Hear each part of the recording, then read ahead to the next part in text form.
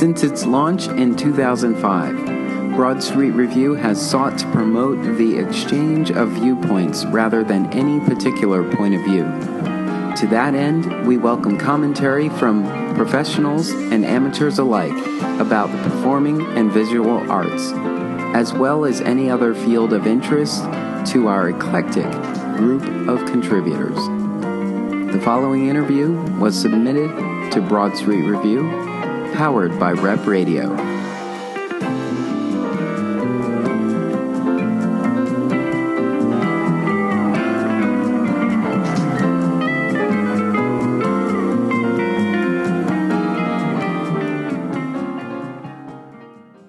I'm your host, Darnell Radford, and today I am at the Sedgwick Theater. I'm here with Quintessence Theater Group, and we're here to talk about an adaptation of Mary Shelley's Frankenstein. And I have a few people at the table, and we'll just go around and do introductions. Hi, I'm Michael Zlobinger. I'm playing the role of Dr. Victor Frankenstein. Hi, I'm Hannah Wolf, and I'm playing the role of Elizabeth Lavenza. And I'm Alex Burns. I'm the artistic director of Quintessence Theater, and I adapted and directed this production of Frankenstein. So welcome to Rep Radio, and Alex, welcome back. Thank you. So first, tell me, this piece alone in its literary form is already so involved, and so it has its foothold in culture. So why an adaptation, and what drew you to this piece? Well, I knew I was really interested in exploring the myth of Frankenstein, particularly right now with this. I feel like right now in the world we have a number of different kinds of monsters that are being created or being sort of called out in the world. And so I was really interested in sort of where in Gothic literature we had investigated this idea of these things that are created out of an impulse to create something that's good and progressive, but that turns out to be something that is ultimately turns into an evil force or something that is destructive. And I don't think anyone sort of explores those ideas or themes as thrillingly or as beautifully as Mary Shelley does in Frankenstein. I think also we had never done a original piece written by a woman here at Quintessence before, and that was on my list. And we had also really wanted to explore sort of horror, psychological and sort of the traditions of horror in performance. So it all sort of fit together with Frankenstein. And as I was reading the different famous adaptations of previous plays based on Mary Shelley's story, what I kept finding was that they were not telling Mary Shelley's story. They constantly were focusing on a very small section of Mary Shelley's story, or were sort of dramatizing the themes, but not actually letting her tell her story. And really my goal was to perform her book, to really find a way of adapting her language and putting it on stage as a theatrical event. So it really is the performance of literature, the performance of Mary Shelley's text, that is turned into a theatrical experience. And I've had such an amazing time with this incredible cast to really challenge ourselves to see how does this text written 200 years ago come to life? How does it breathe? How does it sound? And that's been really, to me, one of the most thrilling aspects of this project. Yeah. Are there any adaptations that exists that you were drawn to, inspired by? Or? Well, there was one recently. It was Nick Deere wrote an adaptation for the National Theater that was very successful, and that adaptation only focuses on the second book. It's written in 3 parts, so it was only focusing on the second part of the story. And initially, I was pretty excited about the idea of doing that production. It really focuses on the monster. But then when I reread the book after having read the play, I was like, oh no, but the bigger story, the larger story, Victor Frankenstein's story was ultimately, to me, more pressing and more ripe for exploration in this current moment that we're facing. So that was my challenge. Could you turn this 3-part novel into a piece of theater? Yeah. So Mike, you're playing Victor Frankenstein, and tell us about him. Well, he's a very bright, very ambitious young man at the beginning of the story who becomes fascinated with learning how the world works and uncovering the hidden forces that control the universe. And that hidden force becomes an obsession for him and becomes even more intensified after the loss of his mother, and he experiences his first loss. Going to school, he gets very involved with science and then involved with working on trying to figure out the cause of life, and as a result starts working with old human tissue and figuring out ways of regenerating it, and ultimately becomes successful. So his journey through that is also a very psychological one. He becomes haunted by his creation, and that becomes a metaphor for many things, cautionary tale for any kind of new science that comes out that might radically put balance out of whack in the world. But also on a personal level, he's his original dream of what he wants to create is one that would help humanity and aid it, and maybe even banish disease for the rest of time. And so the fact that his creation ends up causing destruction is a huge failure for him, and is his undoing, because that was not his vision to begin with. So to be responsible for a creation that was meant to be one thing that ends up doing another becomes a huge part of what he has to face, and becomes a big part of his undoing. And how much knowledge or understanding did you walk into this production with, and how has that either evolved or grown through the experience? Well, I had never read the novel, and the films that have been popularized in Hollywood are very different than the storyline of the novel. So before I got the script, I spent time with the annotated version of Frankenstein and studied that. And that was a real eye-opener that the monster is verbal and very articulate, and knows how to express his feelings in a very profound way. And that their paths cross a couple of times.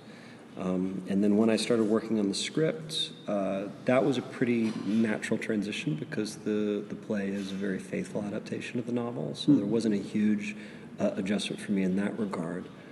But having read Mary Shelley's language and then making the transition into speaking Mary Shelley's language, that was a big transition for me. Because although it is a very beautiful language, it had its own inherent challenges of speaking them so that they're understood when being heard. They're very long thoughts, and very, very colorful ones at that. So there was a process there to figure out how to give it the right kind of drive and punch without losing the very beautiful details in the imagery. Yeah. And Hannah, you're playing. There's so much to unpack there. Hannah, you're playing Elizabeth. I am. And tell us about her, and what was your knowledge walking in, and how that has evolved. Yeah, absolutely. So Elizabeth is quote-unquote cousin to Victor. However, they are not actually biologically related of any form. She was originally found as an orphan and adopted by Victor's mother, Caroline, and there's a strong sensibility of social justice and giving alms, and so Elizabeth was a part of this generosity and brought in somewhat as a sister, somewhat as a cousin, also betrothed. There's a lot going on there. But she is in a lot of ways referred to as the light and the hope, and whereas Victor oftentimes lives very much in his scientific mathematical mindset. She focuses on the beauty of nature, but also a lot on interpersonal relationships. So many times she, along with Victor's best friend, Clairval, help to bring out Victor from whatever state he's in. And it's really fun to do that, to just come in as an entirely different energy of everything that's happening and just saying, but here's this instead.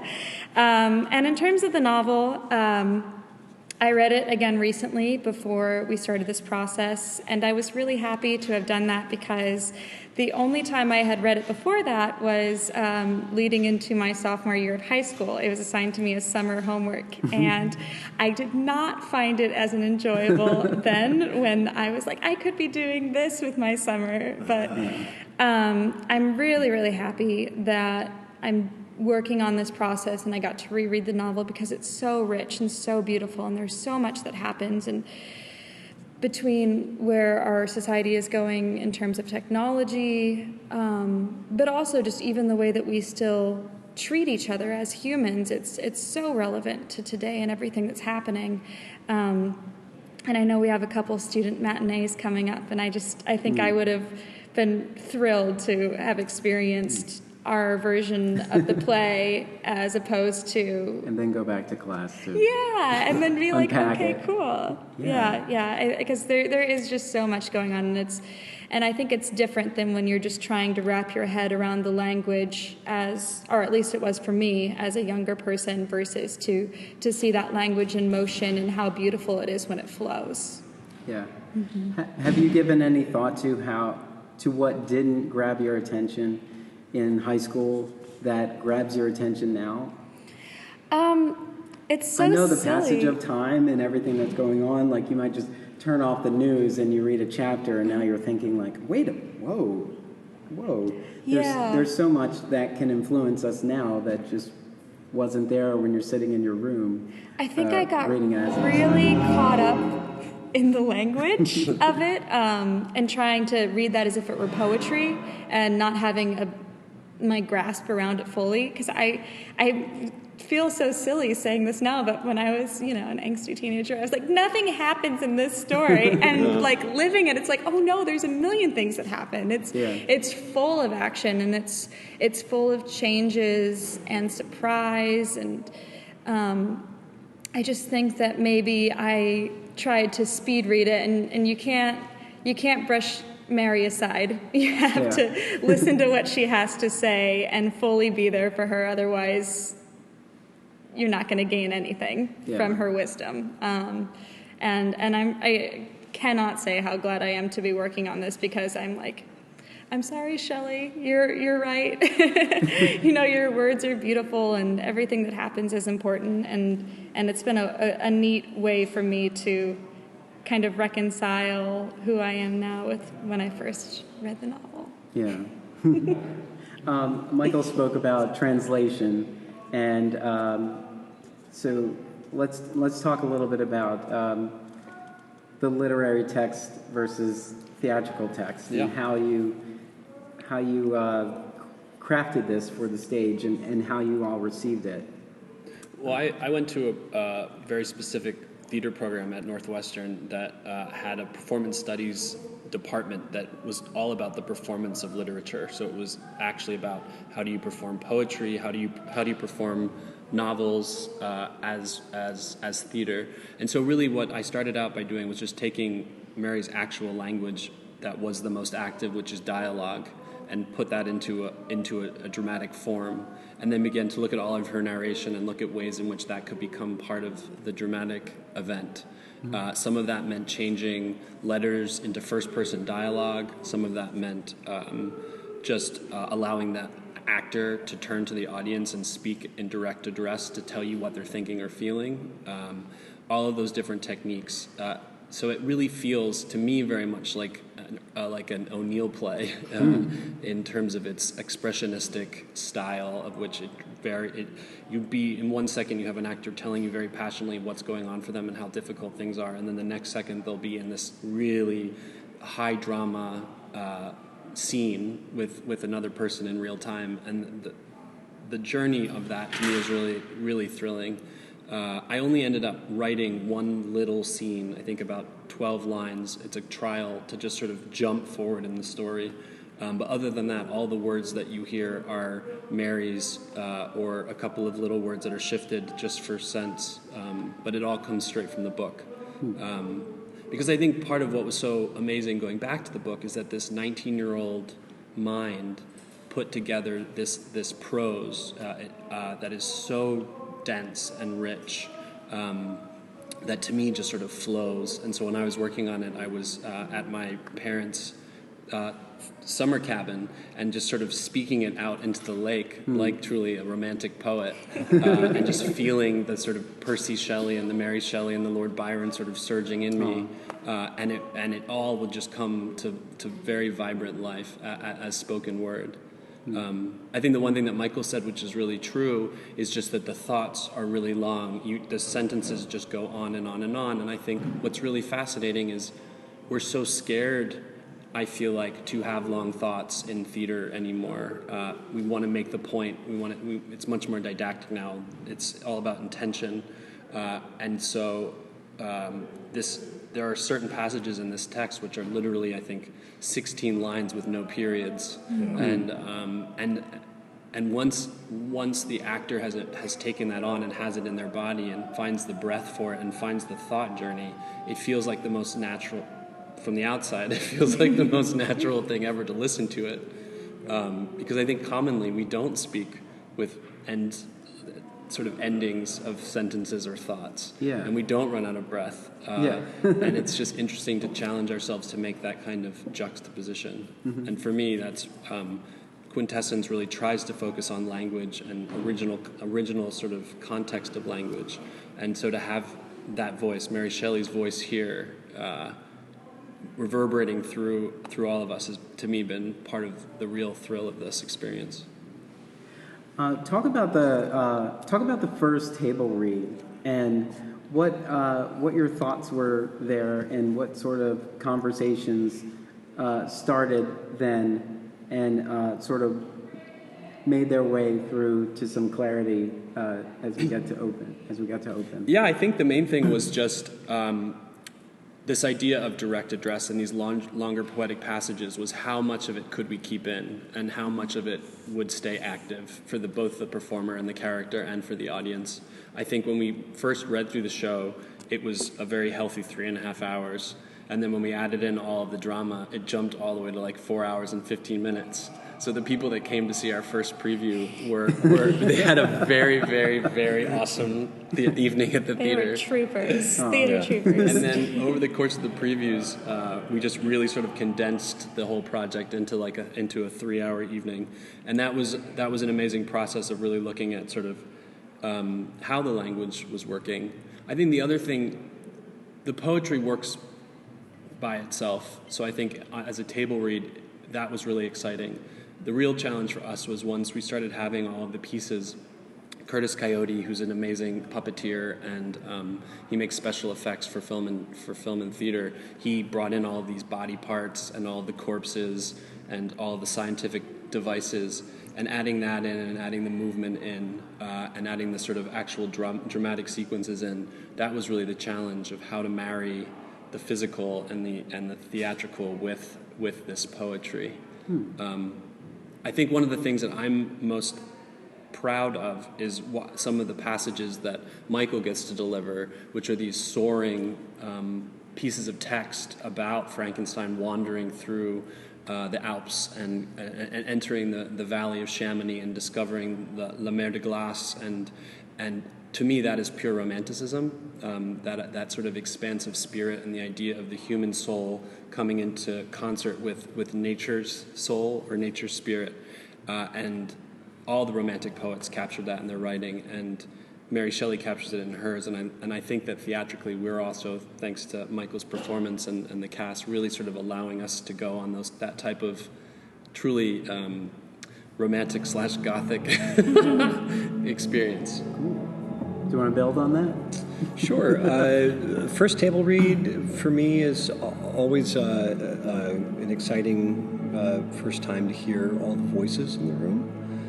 because roles all suddenly take on a whole new life when you hear the actor that's been cast in the role. It also, the first table read feels like a million years ago because it's been. When did you start the process? A month ago, right? A month ago, yeah. Really? Yeah. Okay. Yeah. So that's a thing that comes to my mind reflecting on the first table read. I also was really thrilled by how ambitious the scope and the vastness of the story was, and how articulate every single character was, and how game every actor was to breathe life into that from the get-go. So to be in that environment really thrilled me, and I already knew that we were all going to have a lot of fun. Yeah. Hannah, do you have any? Are there any scenes or moments in the piece that resonate with you the most, or do you look forward to? I look forward to all of it. And I'll put that to everyone as well. But Hannah first. I get a. So everything Elizabeth does is just joy and light and love, and that's wonderful to be in the. I mean, she goes through some stuff too. Don't get me wrong. We are in a gothic horror, but it's just wonderful to be able to explore the height of romanticism and beauty and love, as well as the depths and terror of what happens in the gothic horror. I also play a couple other characters throughout it. Agatha is very relevant in the monster story, and she's fun. It's always great to play somebody that's similar but very different to somebody else you play, and how do you manage to work out making it still be, me as an actor doing that performance, but at the same time making it be two very different people. I love my letters to Victor. I'm a big fan of that. I do like a epistolatory writing, and I think it's very interesting of how do you take something that literally is a letter that somebody wrote to another person and find out ways to activate it and find out ways to work on the staging of that. And those are some of my favorite moments with Michael throughout the show, that Alex was wonderful of working with us in staging. Mm-hmm. And so those are definitely some of the moments that I am most proud of, are specific letter sequences of all things. Michael? A lot of the moments in the play when there are very strong stage pictures that have been born out of the language, that are making a reference to older moments or are kind of prophetic about what's about to happen, those are moments that really excite me, where the visual is telling its own story, but enhances the language that's happening on top of that. An interesting part of my process has been that the journey is very long for my character. It's an epic journey, and I had to focus a lot on making lots of small choices. And now that the show's open and we've had previews and we've had a couple of days off, what I'm excited about now is as opposed to picking out little tiny moments, is actually getting excited about huge chunks being a wave to ride, because that's an exciting part of doing a role that's this dynamic and this challenging, is to feel that drive propel from one scene to the next. So that's where I'm at right now. We have to let these guys run their fight call. Oh, yes. To get ready for all the violence. Yeah. Well, we can let you go. Can we wrap up? Yeah, definitely. All right. Thank you, Yes. Mike, and Thank you. Michael, and Yes. Hannah. Thank you so much for your time. Okay, pleasure. Do a little shift here. So, set this scene for us visually. What can we expect when we enter the space? Well, we were very lucky. Brian Sidney Bembridge, who's a designer based out of Chicago, did the set and the lights for us. And I always really cherish the opportunity to work with Brian. He's one of those designers that creates sort of a total world. And we were talking a lot about like what we wanted the world of this Frankenstein to be. And the thing that kept coming to our mind were all of the warehouses in North Philly that you see when you're coming out to Mount Airy, Chestnut Hill area, that are just these abandoned buildings where there used to be all of this industry. Yeah. And now they're just sort of these derelict, collapsing castles almost. And the image that in a lot of the romantic paintings that are described are these sort of castles on the hills that are deteriorating, and like the sort of person down the valley in the waterfall, and just these sort of epic images of nature versus mankind. And it was fascinating that here in Philly we have the same sort of landscape in a different kind of way. So we really wanted to put you inside one of those spaces. It's easy to create, I think, horror in a space like that too.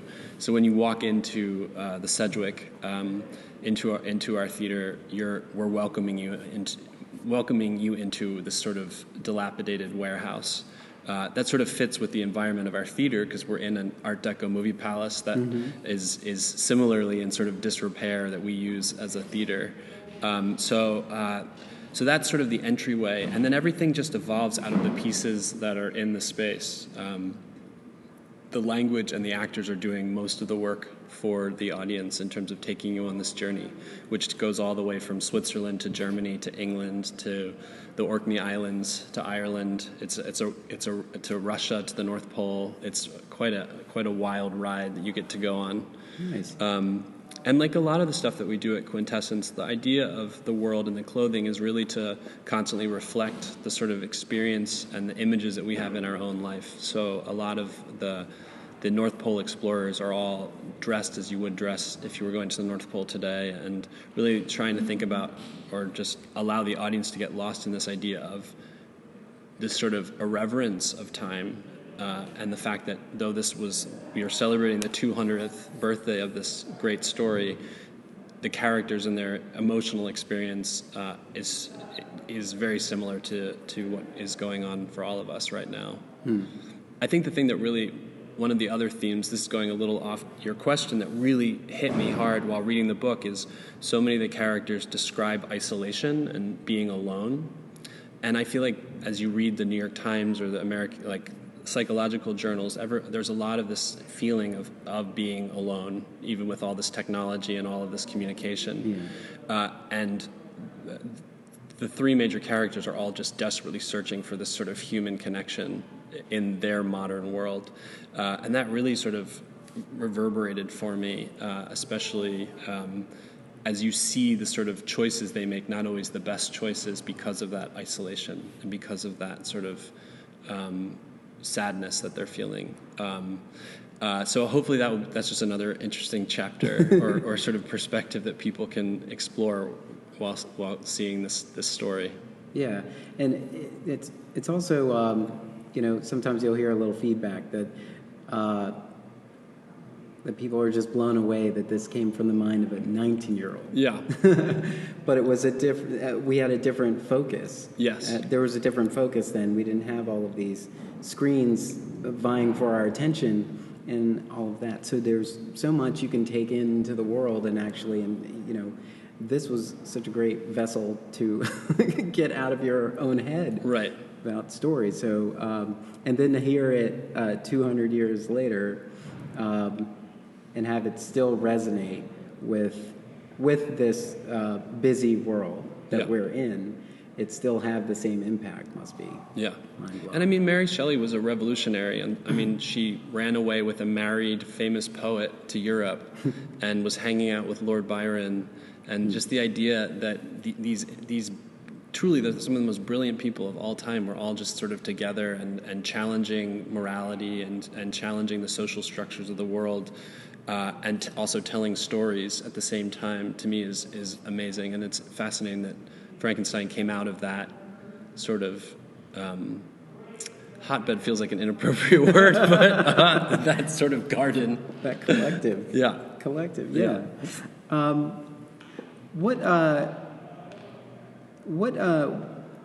What presents a sense of urgency for you as an artist, as a theater producer, and how does that thought process play out on Quintessence stage? Yeah, I mean, to me, the theater should be an event that moves me. me as an artist, but also me as a spectator.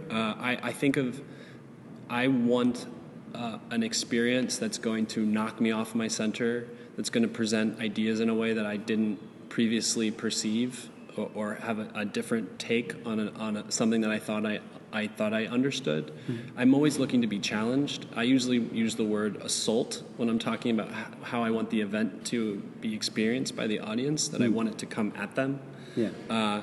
I think the thing about theater, that we're all in a room together, it's live, it's this incredible opportunity to actually sort of create energy and give it to somebody else. And so everything that we do at Quintessence, and especially with a piece like Frankenstein, is really trying to create different kinds of energy that engage the audience. Really breaking down any kind of artifice that creates a barrier between those two, between the performer and the spectator. Yeah. And to me, then, if you're successful at that, and that's a huge challenge, right? Because everyone has their own expectations and assumptions when they come to to a performance, and their own levels of comfort and what they like. Anything we can do to sort of break that down is always part of my goal. Yeah. Well, and if I'm in rehearsal and I start to cry or I start to laugh, I know things are going in the right direction. Good. Because that's always my goal. Well, I've definitely I look for the moments that the night doesn't end because we left the theater. Right. We're still having conversations as we walk to the train or as we get into our cars. And, we're having conversations the next day. It's like the new water coolers, Yeah. There's a handful of people at work that I can't wait to tell them what I experienced last night. And I think I'm adding more layers to it as I'm relaying it to them. Right.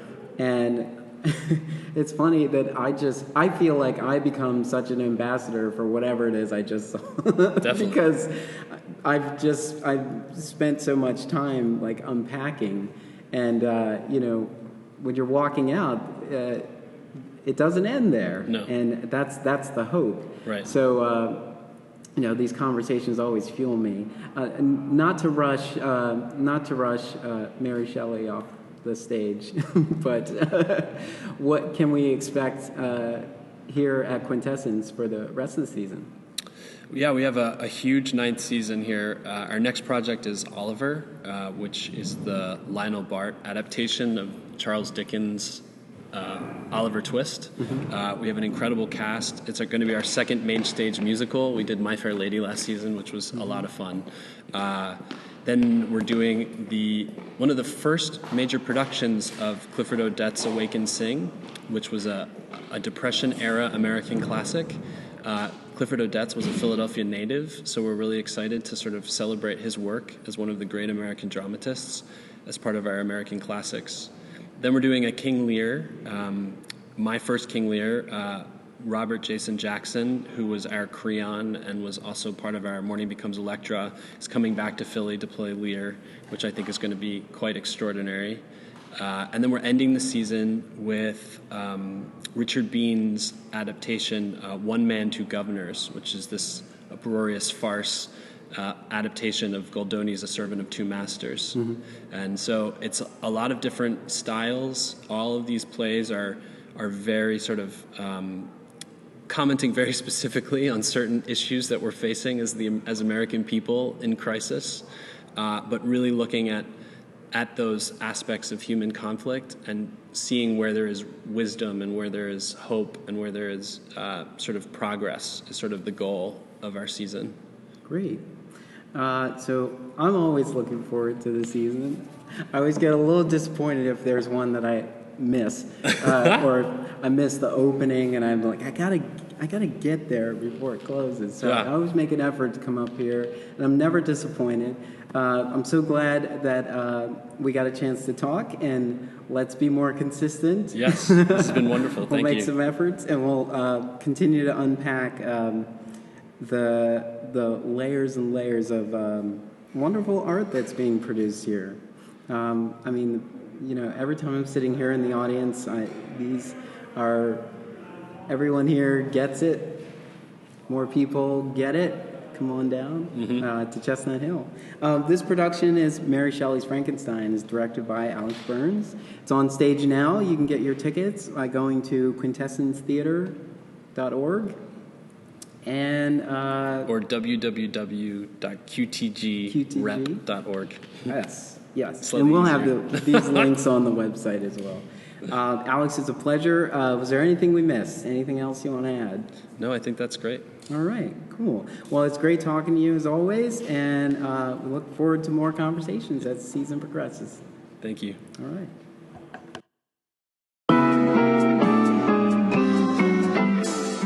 Want to get involved with Broad Street Review? Head on over to our website at www.broadstreetreview.com and click Get Involved at the top.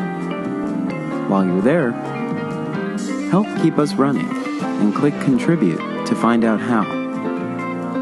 Connect with us on social media on Facebook and Twitter at Broad Street Review. Thank you for helping to keep the conversation going.